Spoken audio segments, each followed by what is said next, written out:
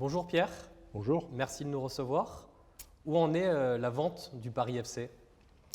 Le communiqué qui vient d'être publié à la fois par le club et par les nouveaux actionnaires montre que nous sommes sur la bonne voie, puisque la famille Arnault et Red Bull sont entrés en négociation exclusive pour prendre le contrôle majoritaire pour la famille, accompagné d'une position minoritaire pour Red Bull.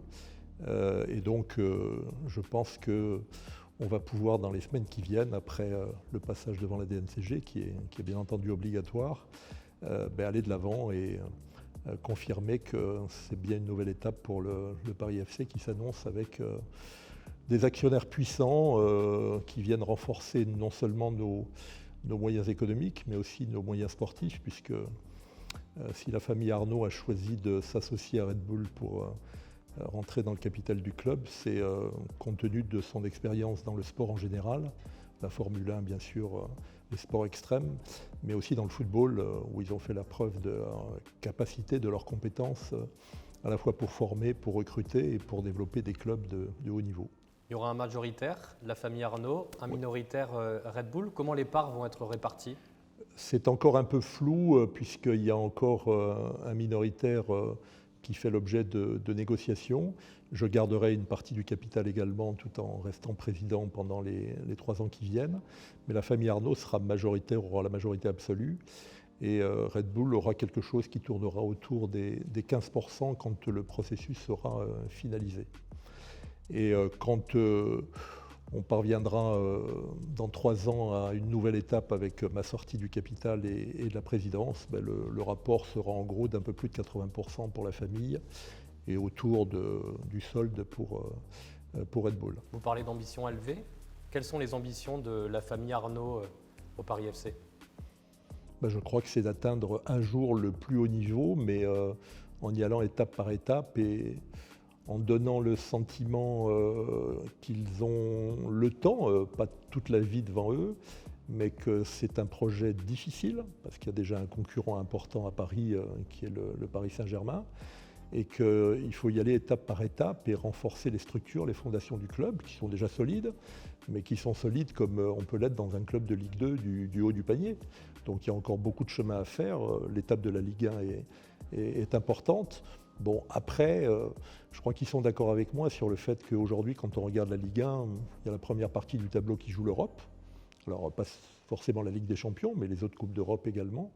Puis la deuxième partie qui joue à ne pas redescendre, avec des stratégies d'ailleurs très méritoires. J'en profite pour les saluer parce qu'il y a des clubs qui, de temps en temps, s'immiscent d'ailleurs dans la première partie du tableau, mais dont on sait qu'ils se battent aussi pour rester en Ligue 1 avec des moyens qui sont parfois plus limités. Moi, j'ai toujours dit, et je pense que j'ai trouvé une adhésion de ce côté-là, que c'était suffisamment difficile de bâtir un deuxième club à Paris pour le mettre dans l'élite. Tant qu'à le faire monter en Ligue 1, autant qu'il se maintienne durablement. Et puis que le moment venu, il joue vraiment le haut du tableau et ce à quoi tout le monde pense, les Coupes d'Europe et peut-être un jour la plus belle des Ligues des Champions. Et avec quel budget? Pour l'instant, on s'occupe du budget de la Ligue 2 pour nous permettre de monter. Je précise que j'ai dit il y a quelques mois, avant même qu'on commence les négociations, que le Paris FC se donnait 2 ans pour monter en Ligue 1, que les barrages, ça commençait à bien faire. On en a fait 4 en 6 saisons. On les a tous perdus, donc il fallait viser les 2 premières places. Donc on a 2 ans pour concrétiser tout cela, et la famille Arnault et Red Bull ont validé ce plan. Ça veut dire que dans les prévisions à 3 ans qu'on va soumettre à la DNCG en 2025 et en 2026, nous sommes encore en Ligue 2. Bon, après, je dis aux joueurs que quand on se donne 2 ans pour aller en Ligue 1, il y a la première année et la deuxième année. Vous êtes leader aujourd'hui. Est-ce que ne pas monter dès cette année avec l'arrivée de ces nouveaux investisseurs, ce ne serait pas un échec? Non, parce que leur empreinte, on a fait un budget j'ai un peu anticipé leur arrivée, même si la négociation était loin d'être terminée, mais j'avais prévu de faire un budget conséquent. Je l'ai fait de façon un peu plus significative encore, parce que j'avais confiance à la fin de la réussite de la négociation. Non, je crois que ça ne sera pas un échec si on n'est pas en Ligue 1 cette année. Pour les supporters peut-être. Après, c'est vrai que les joueurs ont envie d'y être, et puis le staff a envie d'y être, et puis peut-être que le président a envie d'y être un peu plus vite que la deuxième année. Mais vous savez, c'est un championnat très difficile. On est à la 8e journée. Il en reste encore 26. Donc on est humble et modeste et on va le rester pendant des semaines et des mois à venir en attendant le mois de mai et la conclusion que ça nous donnera. Quel sera le rôle de Red Bull? Les supporters craignent de la multipropriété comme Red Bull le fait déjà en Autriche ou en Allemagne. Est-ce que ce sera le cas au Paris FC ou pas du tout? Non, mais vous avez vu dans le communiqué, la famille Arnaud est de ce point de vue-là très claire. On va chercher chez Red Bull les compétences que personne ne conteste dans le domaine du football. Ce qu'ils ont fait à Leipzig est remarquable. Alors je sais qu'ils sont un peu critiqués en Allemagne parce que, vous savez, en Allemagne, contrairement à chez nous, il n'y a pas beaucoup de clubs qui sont contrôlés par des capitaux étrangers. Il y en a un qui est Leipzig, alors c'est l'Autriche, c'est pas loin de l'Allemagne. Mais les Allemands sont plus cocardiers que les Français, en tout cas dans le domaine du football, d'où déjà cette première critique. La deuxième critique peut renvoyer effectivement à la multipropriété. Mais il y a deux façons de faire de la multipropriété. Celle de Red Bull est plutôt raisonnable. Le fonds qui contrôlait le Red Star, et tant mieux pour le Red Star, s'il trouve d'autres solutions à déposer le bilan. Bon, il y a le pire et le meilleur dans la multipropriété. Là, je pense que c'est raisonnable. Je ne crois pas que ce soit l'objectif stratégique de la famille Arnaud, et ils auront l'occasion de le dire, que de se lancer dans la multipropriété, ils vont chercher des compétences fortes. Et je pense que durablement, Red Bull sera un actionnaire minoritaire qui apportera son savoir-faire en matière de recrutement, en matière de formation, en matière de conception globale du projet sportif. Et puis, ils ont cette expérience, la multipropriété apporte au moins ça, de plusieurs cultures, de plusieurs projets sportifs, qui est très utile aujourd'hui quand ils arrivent à en faire la synthèse et à la mettre à disposition des participations dans lesquelles ils se trouvent. Donc ce ne sera pas un projet comme à Troyes avec le City Group ou à Strasbourg? Absolument pas, c'est pas dans cette logique-là. C'est un projet familial aussi, quoi. Donc ils veulent les 5 enfants de la famille avec bien entendu la bénédiction de Bernard Arnault. Ils veulent faire un projet familial et ils veulent s'investir massivement dans Paris FC. Et je crois que ça suffit à leur bonheur aujourd'hui. Et je crois que comme ils ont l'habitude de développer des marques fortes dans l'industrie du luxe, j'espère qu'ils feront du Paris FC une marque forte dans l'industrie du football et avec un rayonnement national dans un premier temps et puis je l'espère européen et plus dans un deuxième temps. Il y a beaucoup de fantasmes autour de Jürgen Klopp qui vient d'être nommé directeur des activités football du groupe Red Bull. Est-ce qu'il aura un rôle à jouer au Paris FC? Alors là, il faut qu'on en discute avec Red Bull, mais je pense qu'il aura un rôle à jouer partout où Red Bull est présent. Donc de façon sans doute très significative, là où Red Bull a la majorité du capital et parfois se retrouve seul d'ailleurs à la tête d'un club, de façon peut-être un peu différente là où il y a des participations. Mais moi c'est quelqu'un que j'admire beaucoup depuis très longtemps et je serais ravi qu'il puisse apporter son savoir-faire, son charisme au Paris FC et qu'il puisse côtoyer à la fois le staff, les joueurs et puis l'ensemble de l'équipe dirigeante du club. Je pense que ça sera de bons moments aussi. Mais je ne sais pas exactement quelle forme ça va prendre. Bon, le gars est suffisamment puissant, connu et intelligent pour que ça prenne une forme positive et je suis plutôt impatient de voir ce que vont donner ces contacts-là. C'est la cerise sur le gâteau? Ah, je pense que ça fait partie des cerises sur le gâteau, oui. C'est assez passionnant et excitant de savoir qu'on pourra s'appuyer sur une personnalité de ce type. On avait déjà Rai plutôt dans une dimension à la fois partenariale parce que nos sponsors l'aiment beaucoup aussi, mais aussi sportive. Alors Rai il est dans le club, hein, donc c'est un peu différent. Mais Jürgen Klopp dans l'environnement du club avec un de ses actionnaires minoritaires, je trouve que c'est excitant et intéressant pour le club. Oui. Est-ce que vous avez eu Nasser Al-Khelaifi par message? On a échangé par message. Bon, d'abord, j'ai réagi moi positivement à sa réaction dans les médias, qui était très positive. Je crois que Nasser a eu la réaction qui me paraît évidente et que j'ai appréciée. Il sait qu'une concurrence demain, parce qu'on n'en est pas là, encore une fois, on est en Ligue 2, mais une concurrence supplémentaire d'un autre club parisien, ça fera du bien à tout le monde, et y compris au Paris Saint-Germain. Ça, j'en suis convaincu. Et on a, dans le football français, on parle souvent de la capitale où il n'y a qu'un club, mais dans les grandes villes, il n'y a qu'un club aussi. Alors que dans les autres pays, il n'y a pas que dans la capitale où il y a plusieurs clubs. En Italie, en Espagne, en Angleterre, en Allemagne, il y a d'autres grandes villes où il y a déjà 2 clubs et parfois 3. Donc nous, on manque un peu de la puissance économique des grandes villes. Bon, l'avantage, la contrepartie, c'est qu'on a un football de territoire qui est aussi très plaisant et qui fait vivre aussi notre ruralité et le football dans les territoires de la République. Mais avoir un deuxième club parisien, oui, ça va faire du bien au PSG et ça va faire du bien, j'espère, au football francilien et aux supporters des deux clubs. Quel sera votre positionnement par rapport au PSG ? Moi, vous ne m'avez jamais entendu dire du mal du PSG sur la place publique, c'est des stratégies totalement différentes. Nasser, qui préside ce club, a la chance d'avoir tout un pays derrière lui et des moyens impressionnants, qui sont parmi les 3 ou 4 plus importants dans le monde aujourd'hui pour des clubs. Donc nous, on n'en est pas là, et malgré les moyens qui arrivent... Qui seront élevés quand même.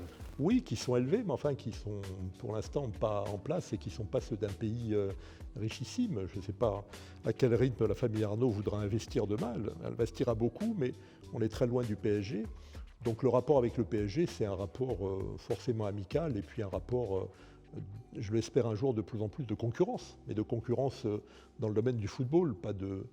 C'est pas la haine, la concurrence dans le football, c'est au contraire beaucoup de fraternité et puis après que le meilleur gagne. Et j'espère qu'il y aura de beaux matchs demain. Et pour ça, il faut qu'on soit en Ligue 1 et pour l'instant, on n'y est pas encore. Dans quel stade le Paris FC jouera la saison prochaine ?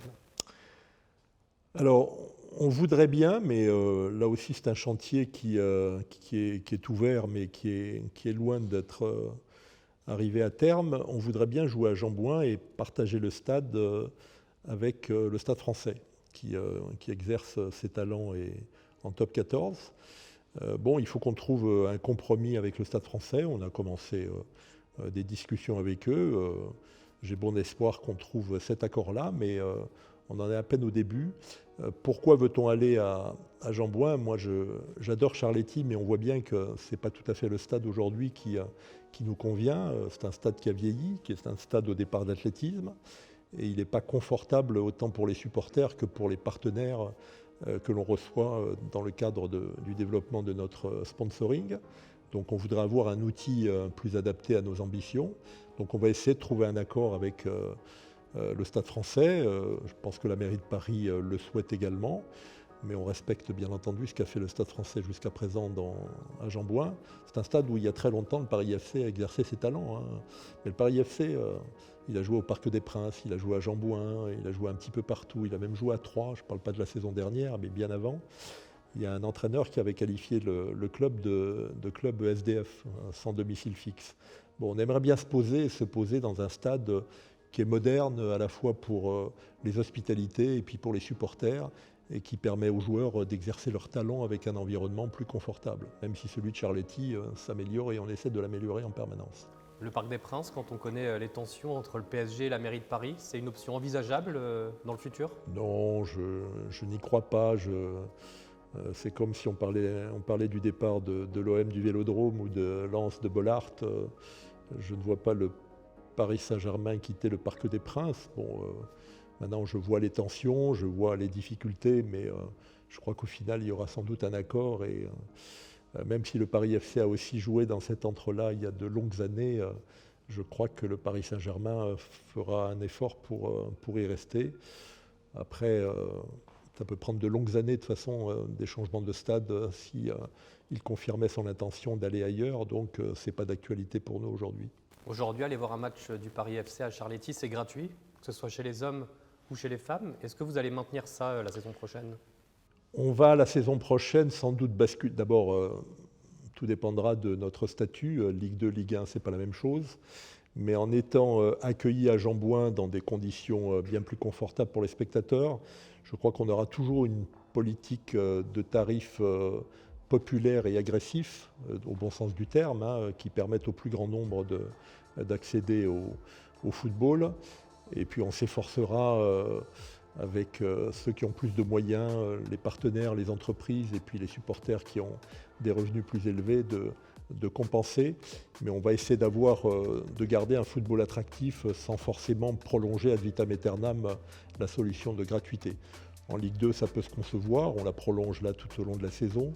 Avec le nouvel outil confortable et attractif qu'on aura à Jean-Bouin, on va essayer de trouver un équilibre d'une autre nature. Est-ce que ce changement de dimension pour le Paris FC concerne aussi l'équipe féminine ?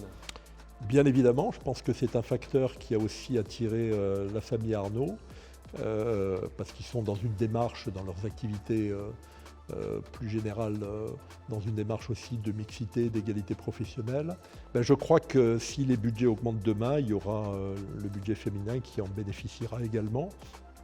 On est aujourd'hui le troisième budget, toutes divisions confondues, Ligue 1, Ligue 2 pour les hommes. Lyon et le PSG sont loin devant nous, mais on est surtout le club qui a consacré la proportion de son budget global à la section féminine la plus importante. Est-ce que vous avez été étonné d'être sollicité par ces acteurs-là ? Très franchement, on peut toujours penser à la famille Arnaud quand on rêve à des moyens puissants pour un club de football, mais je n'y croyais pas, il y a peu qui le croyaient. Mais le fait que j'ai insisté aussi lourdement pour aller chercher des puissances économiques nationales françaises, pour être clair dans cette recherche d'investisseurs, a sans doute créé les conditions pour qu'ils apparaissent à un moment donné. Et ça a été une divine surprise, une belle surprise. Mais non, je n'y pensais pas au départ. Je pensais qu'on avait évoqué ce type de solution, mais sans y croire vraiment. Mais de temps en temps, sans y croire vraiment, il faut créer les conditions pour que ça puisse se produire. C'est là qu'on réussit parfois, mais ça a été une vraie belle surprise, oui.